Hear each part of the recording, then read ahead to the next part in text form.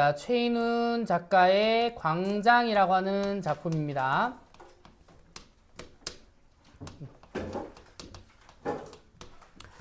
자, 이 작품은 우리가 이제 분류상 관념 소설이라고 얘기를 하는데, 자, 이 관념은 말 그대로 이제 우리 머릿속에서 이루어지는 생각이잖아. 그래서 이제 사상이랑 관련이 많이 돼요. 자, 그래서 이념, 갈등의 문제를 다루고 있는데, 남과 북이 싸우는 실제 이념 갈등보다는 어떤 한 인물의 내적 갈등을 다룬다라고 보는 게 맞겠네요. 자, 여기서 이제 이 인물은 이제 주인공인 이명준이라고 하는 대학생이 돼요. 대학생이. 자, 그럼 이 사람이 왜 이제 이런 이념적인 내적 갈등을 가지게 됐는지는 이 사람의 삶을 좀 봐야 알 수 있어. 자, 그 이전에 요 광장이라고 하는 작품을 쓰기 이전에 요 작가가 서문을 썼거든요. 자, 그래서 이 광장의 앞선 서문이라고 하는 친구를 먼저 읽어보고 이 작품을 좀 읽어보는 게 좋을 것 같아. 자, 그러면은 그게 어디냐면요. 자, 제가 정리해드린 프린트에 8쪽에 7번 항목이 있습니다. 자, 보세요. 자, 광장, 밀실의 의미와 현실 관계라고 합니다. 자, 여기서 새로운 단어가 우리 나오는데, 광장이라고 하는 말의 사전적인 정의가 뭐야? 자, 광이 넓다라고 하는 거. 자, 넓게 탁 트인 공간을 우리 광장이라 그래요. 자, 근데 이 서문에서는 광장이라고 하는 친구와 밀실이라고 하는 장소를 서로 대조를 시켜. 자, 광장은 탁 트인 공간. 자, 그리고 이제 밀실이라고 하는 것은 이제 우리 뭐 밀실 살인 사건 이런 거 보는 것처럼 되게 폐쇄적이고 막혀 있는 이제 아무도 모르는 공간. 자, 그런 의미가 있죠. 그죠? 자, 이 공간들을 각각 어디로 보느냐라고 하는데, 이 말 자체가 되게 이제 역설적이에요. 자, 보면은 광장은 대중의 밀실이며 밀실은 개인의 광장이다 라고 한대. 야, 밀실이랑 광장이 애초에 의미가 다른데 광장과 밀실을 같이 혼재 쓰고 있지. 자, 잘 봐. 자, 인간을 이 두 가지 공간의 어느 한쪽에 가두어 버릴 때 그는 살 수가 없대요. 자, 그럴 때 광장에 폭동의 피가 흐르고 밀실에서 광란의 부르짖음이 새어나온다. 우리는 분수가 터지고 밝은 햇빛 아래 묻꽃이 피고 영웅과 신들의 동산으로 치장된 광장에서 바다처럼 우람한 합창에 한몫 끼기를 원하며, 자, 그와 똑같은 진실로 개인의 일기장과 저녁에 벗어놓은 채 새벽에 입고 간 애인의 장갑이 얹힌 침대에 걸터앉아서 광장을 잊어버릴 수 있는 시간을 원한다라고 합니다. 자, 여기서 광장이라고 하는 표현에서 계속해서 이제 언급되는 말들이 있는데, 자, 네 번째 줄인가요? 자, 우람한 합창할 때 합창의 동그라미. 자, 그리고 첫 번째 줄에 광장에 폭동의 피가 흐른다. 폭동의 동그라미. 자, 폭동이랑 합창은요, 혼자서 만들 수 있는 행동이 아니죠. 맞아? 여럿이 함께 뭉쳐야 돼.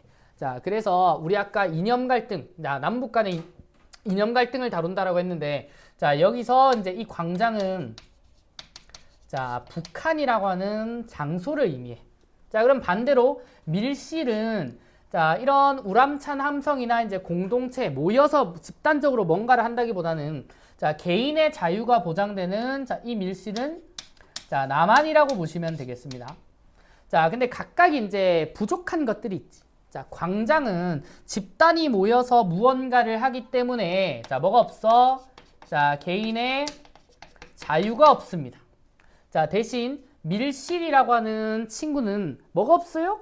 자, 개인의 자유는 넘치지만 사회적으로 사람이 모여서 어떤 소통을 하기에는 되게 부족한 공간인 거지. 맞아? 우리가 이제 집안에 방 안에 혼자 막 이렇게 틀어박혀 있어서 히키코모리처럼 산다고 해봐. 밀실에 갇혀 있는 사람이지만 그 사람은 다른 사람이랑 소통을 안 되잖아. 그치? 자, 그러면 지금 이 사람은 서문에서 결국 뭘 밝히는 거냐면 북한이 좋다, 남한이 좋다가 아니에요. 자, 이 둘은 둘 다 결함이 있고요. 자, 얘네들의 장점만을 적절하게 시키는, 조화시키는 삶. 자, 이것이 이 작가이자 이 작가이자 이제 주인공인 이명준이 바랬던 이상 세계가 된다고. 자, 그래서 이 서문에 대한 이해를 먼저 좀 가지고 가셔야 돼요. 자, 그래서 이 광장은 이 이제 인물이 남과 북의 이념 중 어떤 것을 선택할 건지 이제 계속 내적 갈등을 하다가 자, 끝끝내는 서로 다른 선택을 하거든. 전혀 다른 선택이야.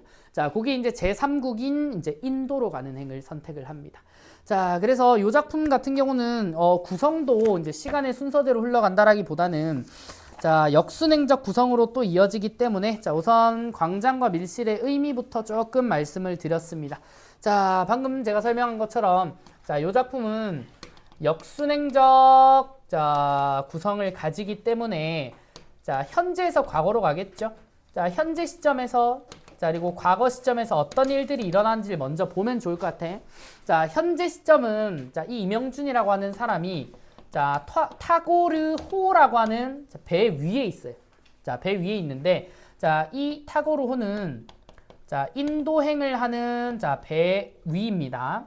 자, 그리고 과거는 자, 본인이 자, 북측과 자, 면담을 하는 장면이 있는데, 자, 남측과 면담을 하는 장면은 상상으로만 이루어지지만, 자, 북측과 면담이 이루어지는 장면은 자, 이 인물의 실제 과거 회상으로 이어질 겁니다. 자, 그래서 일단 장면부터 이렇게 현재와 과거로 나눠주시면 되고요. 자, 그러면 일단 인물 관계도 조금 그리면서 가면 좋을 것 같아요. 자, 우리가 이 인물은 주요 인물이라고 할까? 한 4명 정도가 등장을 하는데, 자, 곁다리 인물이긴 하지만, 자, 우리 6쪽을 잠깐 볼까요? 자, 6쪽을 잠깐 보면, 이형도라고 하는 사람이 먼저 나옵니다. 자, 이 사람은, 자, 주인공인 자, 이명준이라고 하는 사람의 아버지예요. 자, 아버지인데 이 사람은 이제 일종의 이제 월북을 했어. 원래 남한에 살고 있다가 자, 월북을 했고요. 자, 거기서 뭔가 성공을 했는지 자, 월북한 후에 고위 간부가 되는 사람이에요. 자, 고위 간부가 되는 사람인데 자, 이 아버지 때문에 이명준이 엄청 고생을 합니다. 자, 이 이영도가 혼자 갔단 말이야. 혼자 가서 이제 북측에 막 고위 간부까지 되니까 남한에서는 아들을 이제 잡들이를 하지, 그지? 그래서 이제 아버지는 어떤 사람이었냐? 라고 하면서 이 사람도 이제 모진 고초와 고문을 당한다고. 자, 그때부터 이 사람이 어디에 자, 반감을 가지게 됐냐면 자, 당연히 자기를 버리고 혼자만 이제 먹고 사는 부친에 대한 이제 반감. 자, 그리고 자, 나 잘못도 없는데 나 취조해가지고 막 때리고 못 살게 군 자, 이 남한에게 반감을 가진다고. 자, 이런 상황에서 자, 이 이명준이라고 하는 사람이 자, 누가 있었냐면 이제 윤혜라고 하는 여자가 있어요. 자, 윤혜라고 하는 여자가 있는데 자, 이 윤혜는 자, 남쪽에 있을 때의 자, 남한에 있을 때 이명준의 여자친구라고 보면 돼. 자, 연인인데 이 명준이 자, 부친에 대한 반감과 자, 남한에 대한 반감으로 남한사에 이제 경멸을 하게 된단 말이야. 자, 그래서 이 윤회를 납두고 자, 이 사람도 자, 월북을 합니다. 자, 월북을 하는데 이 월북이 아버지를 보러 가는 게 아니에요. 남한에서는 내가 더 이상 살 곳이나 이념적으로 나랑 맞지 않는다라고 생각해서 가. 자, 그러면은 이명준은 사실 뭐가 필요했던 거예요. 자, 개인의 자유는 이 남한에선 보장이 되었겠는데 개인의 자유보다 나는 사회적인 소통이 더 이제 원했던 거라고도 볼 수 있는데 자, 결국 이명준이 이제 월북을 한 다음에 자, 이 사람 인기가 많아. 자, 또 여자친구 만들어. 그래서 누구? 자, 이번엔 자, 은혜라고 하는 사람을 여자친구로 만드는데 이 은혜랑도 한번 헤어져요. 언제 헤어지냐면 이 은혜가 유학을 간대. 자, 그래서 슉 하고 떠나버리고 자, 이 월북을 한 순간에 이명준한테 뭐가 터지냐면 자, 6.25 전쟁이 터져요. 자, 6.25 전쟁이 터지고 자, 이 이명준이라고 하는 사람은 자, 신분상 대학생이란 말이야. 자, 그 당시로 따지면 지식인이에요. 자, 그래서 이 6.25로 그냥 일반 병사로 참전을 하는 게 아니라 자, 장교로 참전을 해. 장교로 참전을 하는데 자, 이 은혜라고 하는 친구랑 다시 만나요. 얘랑 아예 끊어지는 게 아닌데 전쟁터에서 만난다고. 자, 전쟁터에서 이 은혜가 유학을 끝마치고 와서 자, 6.25 전쟁에 자, 간호장교로 자, 복무를 하면서 그때 다시 만나게 돼. 자, 그때 이제 다시 만나게 되고 이제 사랑을 나누면서 자, 태어나지도 못했지만 자, 이 은혜한테는 자, 딸이 뱃속에 생기기도 해. 자, 근데 아쉽게도 자, 이 전쟁통의 은혜라고 하는 친구는 전사를 해요. 자, 당연히 뱃속의 딸도 함께 죽음을 맞이하겠지. 자, 이러고 나서 이명준은 더 이상 내가 이제 북한에서 살 이유도 잃어버린단 말이야. 자, 그 와중에 이제 이 전쟁이 끝나고 자, 장교로 참전을 했다가 자, 포로로 또 잡혀가요. 자, 이 와중에 이제 아까 말했던 북측과의 면담 장면이 이어지는 겁니다. 자, 이러면서 이제 북측에서는 선택을 하라 하지. 자, 선택이라기보다는 자, 이 북측의 장교까지 올라간 사람이니까 자, 나라에서 놓치면 안 되는 지식인이죠. 요 당시 대학생은 어마어마한 거야. 자, 그래서 이제 나라의 인재를 한 명이라도 놓치지 않기 위해서 이제 북측에서는 계속 회유를 해. 자, 이런 것도 있고 저런 것도 있고 라고 하면서 계속 설득을 하지만 자, 이명준은 자, 이 북한에서도 답을 찾지 못해. 자, 그러고 선택을 한 곳이 자, 바로 인도라고 하는 곳인데 자, 그게 이 작품을 읽을 때는 조금 다른 용어로 나올 거예요. 자, 그럼 우리 본문 한번 읽어보자. 자, 이쪽입니다. 자, 평범한 대학생이던 명준은 월북한 아버지 때문에 자, 치안 당국에 끌려가 교초를 겪은 뒤 풀려난다. 남한사의 환멸을 느낀 명준은 애인인 윤혜를 남긴 채 월북을 했고요. 노동신문의 기자로 일하게 되는데 자, 현실 속에서 이념이 왜곡되어 자, 개인의 개성과 자유를 허용하지 않는 획일적인 북한사의 현실에 실망한대. 남한에서는 소통은 없는 대신 자유는 있었는데 이번에 북한 넘어가 보니까 완전 반대로야. 자, 그래서 방황하는데 자, 이때 또 이제 은혜랑 만나죠. 자, 아까 했던 얘기 그대로입니다. 자, 유학을 가서 잠깐 헤어졌다가 전쟁통에 다시 만나게 되고 자, 은혜는 뱃속의 딸과 함께 전사를 한다고. 자, 그리고 이제 명준은 포로가 되어 포로 송환을 위한 심사를 받습니다. 자, 방한생님새는이라고 시작된 부분 있지. 자, 여기 어디야? 과거 장면이에요. 과거 장면. 자, 이게 소설의 첫 부분이 아니야. 자, 더 앞부분에는 현재 시제가 있었을 거라고. 자, 과거에요. 자, 방한생김새는 통로보다 조금 높게 설득자들이 앉아있고 포로는 왼편에서 들어와 바른편으로 빠지게 돼 있다. 자, 네 사람의 여기 밑줄 공산군 장교, 중공대표, 자, 그리고 용어도, 동무. 자, 이런 편을 쓰잖아. 그치? 그래서 북측 대표자라는 걸 알 수 있죠. 자, 앉으시오. 자, 동무는 어느 쪽으로 가겠소? 라고 얘기를 합니다. 자, 그때 자, 말하는 대답이 뭐야? 자, 명준이는 자, 저 중립국으로 갈 거예요. 라고 얘기를 한다고. 자, 이 중립국은 자, 남한도 아니고 자, 북한도 아니에요. 제3국이라고 하는 아까 말한 자, 그 인도라고 하는 나라일 겁니다. 자, 그런데 이 중립국을 가겠다라고 사실 여기서 명준이가 말하는 게 이 한마디밖에 없어. 자, 사람이 이 말 듣고 있으면은 내가 이제 계속 예람이한테 너 어디로 갈 거야? 너 어디로 갈 거야? 하는데 내가 무슨 말을 해도 중립국, 중립국, 중립국 이런단 말이야. 얼마나 속 터지겠냐, 그치? 자, 결국은 어디도 선택을 하지 않겠다라고 하는 의미인데 자, 그럼 여기서 말하는 이제 이 중립국 행은요. 자, 남한도 북한도 이제 선택할 수 없는 자, 그런 경험들을 하고 나서 자, 이 이명준이 생각했던 자, 그나마의 이상 세계야. 자, 무언가 자, 조화로움이 있는 곳. 자, 아까 얘기했잖아.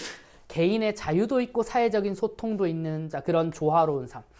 자, 근데 이거 읽으면서 나 그 생각했어. 인도가 진짜 그런 나라가 맞나? 라고 생각하면 난 그것도 아니라고 생각했거든. 자, 근데 뭐 그 당시 이제 이 이명준이라고 하는 한 사람의 생각이라고 한번 둡시다. 자, 그러고 그들은 서로 쳐다봐요. 앉으라고 하던 장교가 윗몸을 테이블 위로 바싹 내밀면서 자, 우리가 협상을 할 때 몸을 뒤로 쭉 내빼는 행동은 자, 그 사람의 말에 관심이 없어요고 앞으로 쭉 내미는 건 그 사람의 말에 관심이 있을 때야. 자, 그러니까 이명준에게 아직 관심이 있다고. 자, 동무. 중립국도 마찬가지 자본주의 나라요. 자, 굶주림과 범죄가 우글대는 낯선 곳에 가서 어쩌자는 거요. 자, 중립국. 다시 한번 생각하시오. 돌이킬 수 없는 중대한 결정이란 말이요. 자랑스러운 권리를 왜 포기하려 하느냐. 자, 중립국.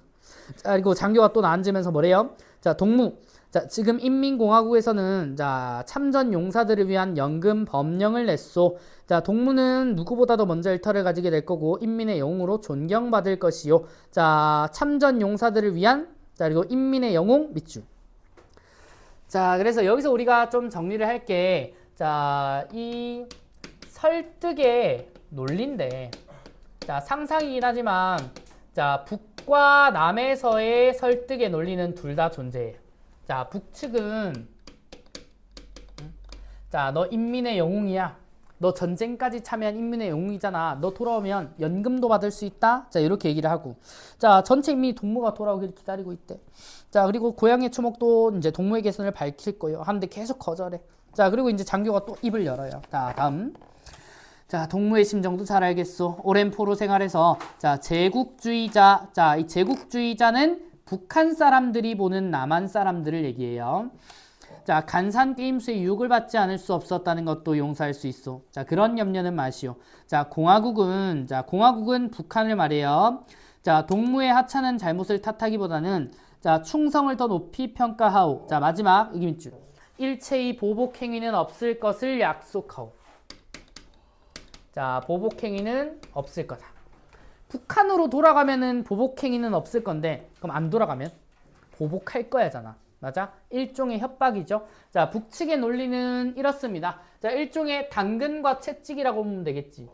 자, 요런 장면이 이어지고요. 자, 이어서 자, 중립국이라고 계속 이제 대답을 하니까 자, 이 중공 대표도 이제 설득을 포기를 합니다. 좋아라고 하고 시선을 다음 포로에게 넘겼죠. 자, 그다음 아까부터 그는 설득자에게 간단한 한마디만을 되풀이 대꾸하면서 자, 지금 다른 천막에서 동시에 진행되고 있을 광경 밑줄. 자, 이걸 그려본대. 자, 그러면 남측이 이제 설득하는 논리가 등장하는 부분은 자, 명준의 상상 장면이라고 보는 게 맞아요. 자, 우리가 북한 천막이 있는데 남한 천막 동시에 갈 수 없잖아, 그치? 자, 그래서 밑에 보면 자네는 어디 출신인가? 자, 이거 다 상상이야. 서울이군. 자, 서류를 뒤적이면서 중립국이라지만 막연한 얘기요. 자, 제 나라보다 나은 데가 어디 있겠어요. 자, 외국에 가본 사람들이 한결같이 하는 얘기지만 밖에 나가봐야 조국이 소중하다는 걸 안다고 하잖아요. 당신이 지금 가슴에 품은 울분은 나도 압니다. 자, 대한민국이 과도기적인 여러 모순을 가지고 있다는 걸 누가 부인합니까? 그러나 밑줄. 대한민국엔 자유가 있습니다.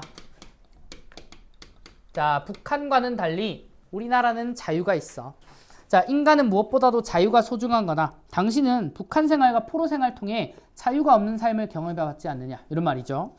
자, 인간은 하는데 말 끊고 또 중립국이라 그래요. 자, 강요하는 게 아닙니다. 다만 내 나라 내 민족의 한 사람이 타양만리 이국 땅에 가겠다고 나서니 자, 여기 이국 땅은 인도겠죠? 자, 동족으로서 어찌 한마디 참고되는 이야기를 안 할 수 있겠습니까? 우리는 이곳에 남한 2천만 동포의 부탁을 받고 온 것입니다. 자, 한 사람이라도 더 건져서 조국의 품으로 데려오라는. 자, 그 다음 당신은 고등교육까지 받은 지식인입니다. 조국은 당신을 요구하고 있습니다. 밑줄. 자, 조국이 자, 요구. 나를 찾는다고.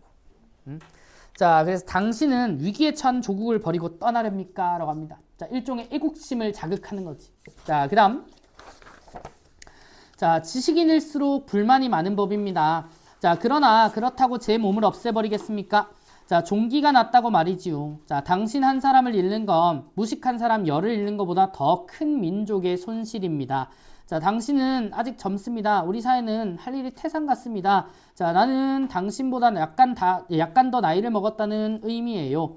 자, 친구로서 충고하고 싶대. 자, 그래서 조국을 재건하는 일꾼이 되어주세요라고 하니까 조국이 요구한다는 말이랑 똑같이, 그지? 자, 그리고 우리나라 사람이 많이 하는 거 있잖아. 아이, 내가 동생 같아서 하는 말인데. 자, 이런 말들. 자, 마음에 사실 없는 말인데. 자, 밑에 보면 자, 그쪽이 당신 개인으로서도 행복이라는 걸 믿어 의심치 않습니다. 나는 당신을 처음 보았을 때 인상이 되게 마음에 들었대. 뭐 어떻게 생각하지 마십시오. 자, 동생처럼 여겨졌단 말입니다.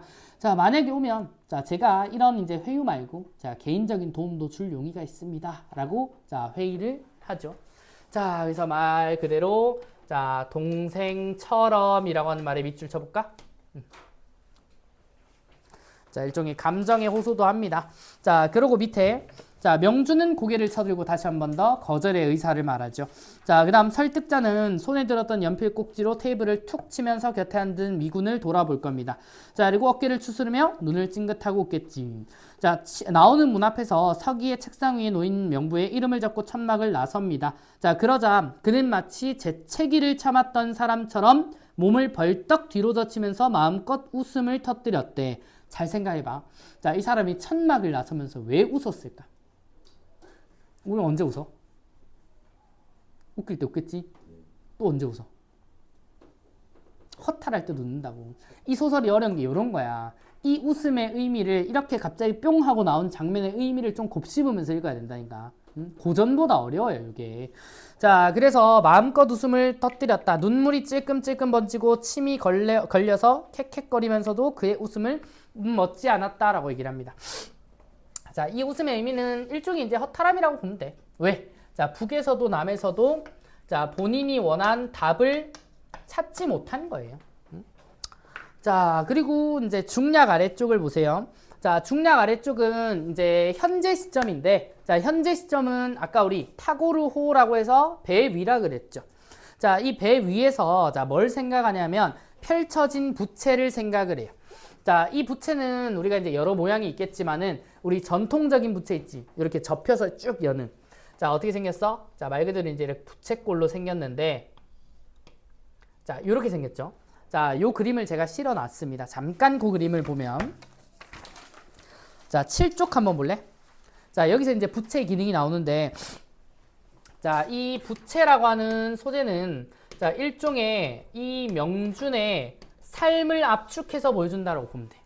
자, 그래서 이 부채가 어디서부터 시작이 되냐면, 자, 이렇게 가장 넓은 부분 있죠? 자, 여기서부터 시작을 하고, 자, 요 중간 부분, 아직은 넓은 부분, 자, 여기서 점점 밑으로 내려간다고. 자, 그럼 어떤 느낌이에요? 넓어져 있던 부분이 점점 좁아지는 느낌이 들지. 맞아? 자, 이 좁아진다라고 하는 의미는 명준의 삶이 자, 점점 설 자리가 없어진다라고 보면 돼. 자, 그래서 이 가장 넓을 때는 명준이 가장 잘 나가던 대학생 때야. 자, 이 대학생 때는 이제 뭐든 할 수 있잖아. 그치? 무한한 가능성이. 지금 너네 같은, 이 무한한 가능성이 열려있는 그때인데, 자, 살아가다 보니까 삶의 고난을 너무 많이 겪었어. 이 윤회라고 하는, 이제 이영도라고 하는 아버지가 월북한 다음에 내가 고초를 겪기도 하고, 그리고, 자, 윤회랑 헤어지고 내가 이제 그 월북을 했는데, 새로 만난 은혜라고 하는 여자친구랑도 이제 유학 간다고 헤어지고, 자, 전쟁 중에 전사에서 헤어지고, 점점 자기가 설 자리가 없어진단 말이야. 자, 그래서 여기, 번호가 1, 2, 3, 4, 5까지 내려가요. 5까지 내려가는데, 자, 요 마지막에 나오는, 자, 이 5라고 하는 자리 있죠? 자, 여기를 우리는 뭐라고 부르냐면, 자, 사북자리라 그래, 사북자리. 자, 이 사북자리라고 하는 말은 부채꼴에서 가장 이제 영역으로 따지면 좁은 부위라고 생각하면 돼. 자, 너무 이제 파고들지 맙시다. 여기가 제일 좁은 거 아니에요? 라고 하는데, 그렇게 보지 말고, 자, 여기가, 자, 부채꼴에서 가장 좁은 자리라고 봐요. 그래서, 자, 이 사북자리는, 자, 말 그대로 삶의 극한적인 상황까지 몰린 거란 말이야.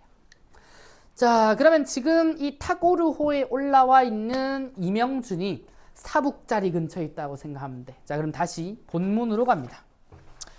자, 본문 보세요. 자, 펼쳐진 부채가 있다. 부채의 끝넓은 테두리 쪽을 철학과 학생 이명준이 걸어간다. 자, 대학생 때죠. 자, 가을이다. 겨드랑이 낀 대학신문을 꺼내 들여다본다. 약간 자랑스러운 듯이 여자를 깔보진 않아도 알 수 없는 동물이라 여기고 있다. 자, 책을 모으고 미라를 구경하러 다닌다. 자, 정치는 경멸하고 있다. 자, 그 경멸이 실은 강한 관심과 아버지일 때문에 그런 모양으로 나타난 것인 줄 알고 있었다. 자, 그 다음에 부채가 좀 더 좁아지죠. 자, 부채의 안쪽 좀 더 좁은 너비 밑줄. 자, 여기는 자, 바다가 보이는 분지가 있대. 자, 거기서 보면 갈매기가 날고 있다 라고 얘기를 하는데, 자, 이 갈매기라고 하는 새 소재가 되게 중요해요. 자, 갈매기에 동그라미 쳐볼래? 자, 이게 의미가 한번 바뀌거든.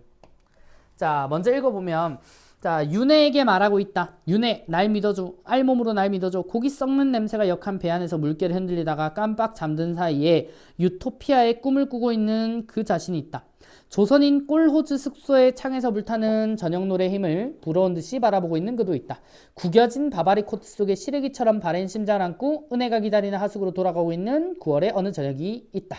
자, 그러니까 은혜가 아직 안 죽었죠. 맞아? 자, 그리고 도어의 뒤통수를 부딪히면서 악마도 되지 못한 자기를 언제까지나 웃고 있는 그가 있다. 자, 그의 삶의 터는 부채꼴, 넓은 데서 여기 밑줄, 점점 안으로 오므라들고 있었다. 자, 마지막으로 은혜와 둘이 안고 뒹굴던 동굴이 그 부채꼴 위에 있다. 사람이 안고 뒹구는 목숨의 꿈이 다르지 않으니 어디선가 그런 소리도 들렸다. 자, 그는 지금 부채의 어디에 있다? 사북자리로 내려갔습니다. 자, 삶의 광장은 좁아지다 못해 그의 두 발바닥이 차지하는 넓이가 되고 말았다. 자, 이제는 모르는 나라, 아무도 자기를 알 리 없는 먼 나라로 가서 자, 전혀 새 사람이 되기 위해 이 배를 탔다. 자, 사람은 모르는 사람들 사이에서는 자기 성격까지도 마음대로 골라잡을 수도 있다고 믿는다. 성격을 골라잡다니 모든 일이 잘 될 터이었다. 자, 자기 성격까지도 마음대로 골라잡을 수 있다. 이게 무슨 말이에요? 자유가 있다는 거지. 이상적 자유가 있다고. 자, 다만 한 가지가 없었다면, 자, 나는 두 마리 새들을 방금까지 알아보지 못한 것이다. 자, 무덤 속에서 몸을 푼 한 여자의 용기를, 방금 태어난 아기를 한 팔로 보듬고 다른 팔로 무덤을 깨뜨리고 하늘로 빛이 쏜 여자를, 그리고 마침내 그를 찾아내고야만 그들의 사랑. 자, 이 갈매기가 두 마리가 있어요. 큰 게 있고 작은 게 있는데, 자, 밑으로 조금 더 내려가 보겠습니다. 자, 돌아서서 마스트로 올려다본데, 자, 배의 구성물 중에 하나의 배 끄트머리라고 보면 되는데, 자, 여기에 큰 새, 꼬마 새, 동그라미 쳐볼래? 자, 얘네들은 바다를 향하여 미끄러지듯 내려오고 있다. 바다. 그녀들이 마음껏 날아다니는 광장을 명주는 처음 알아본다. 큰 새랑 꼬마 새한테 그녀라는 호칭을 쓰고 있죠. 자, 그녀라고 하는 호칭을 쓸만한 친구는 아빠는 아닐 거고, 자, 본인들의 자식들을 얘기하는데, 자, 이거는 바꾸어 생각한 이 이야기고요. 자, 조금 더 읽어볼게요. 먼저. 자, 광장을 철어 알아본다. 자, 부채꼴 사부까지 뒷걸음질 친 그는 지금 핑그를 뒤로 돌아선다. 제정신이 든 눈에 비친 푸른 광장이 거기에 있다. 자, 여기서 푸른 광장은 자, 요 장소로서의 광장이라고 보지 마시고요. 자, 여기 적을까? 자, 푸른 광장은 자, 지금 내가 배 바깥에서 보고 있는 거 뭐밖에 없겠냐? 바다밖에 없어. 자, 그래서 이 푸른 광장은 자, 넓은 바다예요. 자, 그런데 자, 자기가 무엇에 홀려 있음을 깨닫는다. 자, 그 넉넉한 뱃길에 여태껏 알아보지 못하고 숨바꼭질을 하고 피하려고 총으로 쏘려고까지 한 일 밑줄. 자, 뭐를 알아보지 못했는데, 자, 이 새의 의미를 알아보지 못해서 숨고 피하고 숨바꼭질하고 총으로 쏴 죽이려고까지 했대. 자, 이걸 왜 그러냐면, 자, 이전까지의, 여기 수록은 안 돼 있는데, 이전까지의 갈매기는 계속 바다에서 자기를 쳐다보고 있다고 여겼거든. 계속 자기를 따라와요. 그러면서 계속 자기를 보고 있어. 그래서 일종의 감시자처럼 이랬다고. 자, 근데 이제 아니죠. 자, 이 감시자가 아니라, 사실은, 그 두 여자들이라고 하니까, 자, 이 친구는 은혜와 딸이라고 본 거라고.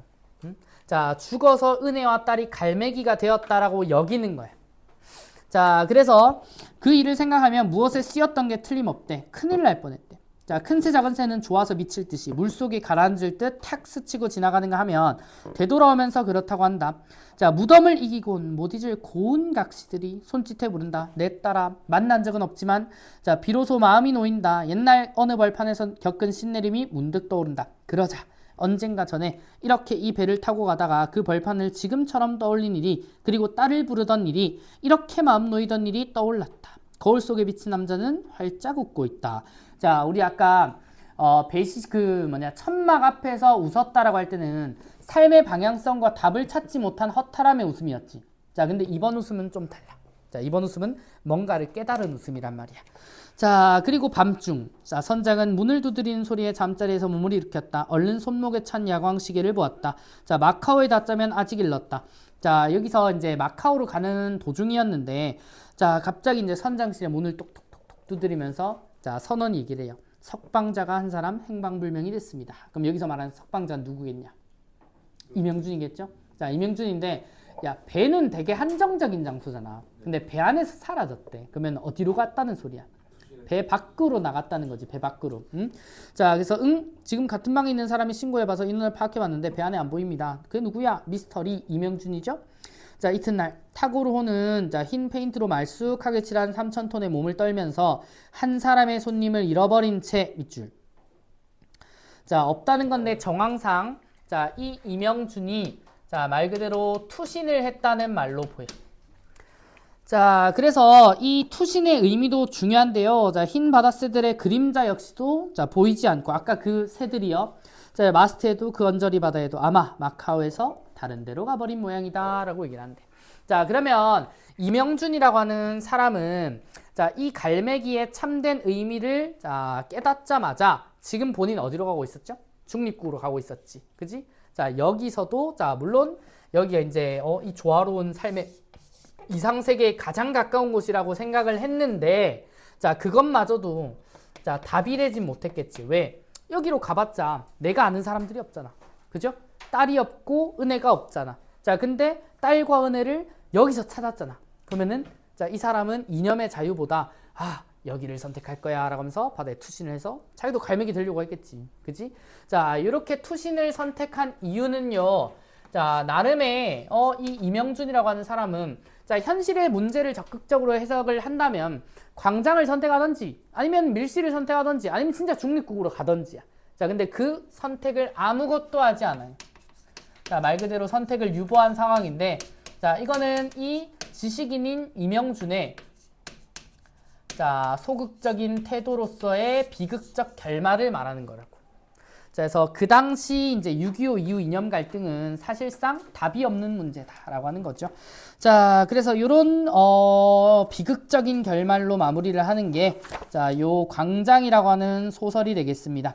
자, 그래서 제가 요약해서 이제 읽으면서 다 알려드리긴 했는데 자, 6쪽에 이제 1, 2, 3번은 이제 제가 다 언급을 드렸죠.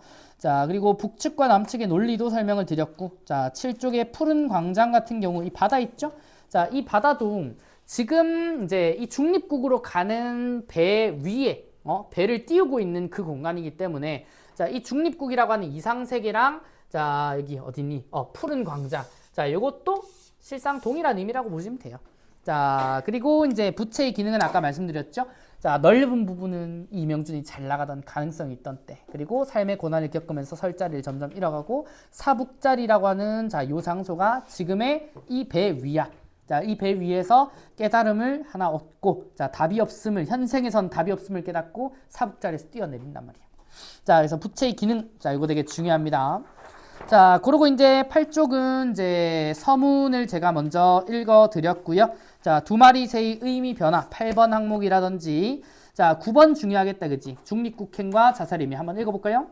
자, 전쟁 프로가 된 명준은 남북한 체제의 선택에서 중립국행을 결심합니다. 자, 이는 남한과 북한 어느 사회도 자신이 바라는 진정한 사회의 모습이 아니다. 자, 즉 남한과 북한 어느 사회에서도 자신이 살아갈 수 없다는 절망적 인식의 결과로 중립국행을 결정하는 거야. 자, 그러고 가는 배 위에서 은혜와 딸로 상징된 갈매기를 보고 투신 자살해요. 자, 이는 현실 어디에서도 자신이 살고자 하는 이상적 사회가 없대. 인도에서도 그걸 찾을 수 없다고 깨달은 거야. 자, 결국 중립국의 선택은 이상 실현을 위한 실전으로의 적극성이 아니고 자, 이 밑줄 절망 속에서의 체념이라는 소극적이고 부정적인 선택이다. 자, 이게 중립국행과 자, 요 투신자살의 의미다라고 잡아주시면 되겠습니다. 자, 그러면은 우리 칠판